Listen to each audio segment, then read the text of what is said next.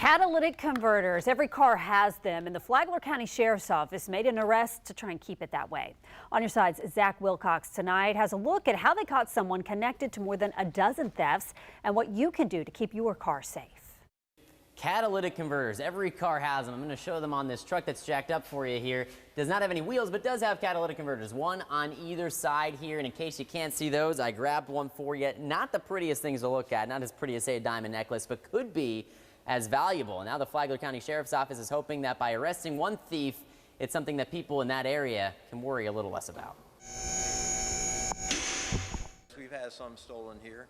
We've had some stolen on our lot. Stole 3 or 4 at one time. Kevin White says he's seen plenty of cars through the years missing their catalytic converters, particularly vans and trucks that sit pretty high.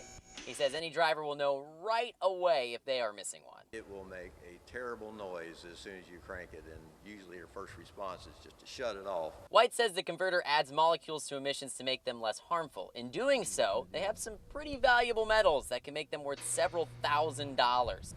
Rhodium, I think, currently sells for about $16,000 per ounce.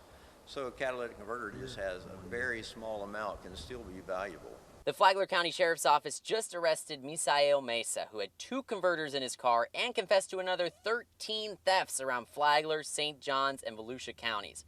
The sheriff says they actually logged Mesa's car into a database after some converters were stolen a few weeks ago. We used our technology to alert us if that vehicle came back, and it did. The sheriff has a few tips in mind for drivers to deter thieves. There are developing some protective pieces that can be added to a car. I've seen that recently.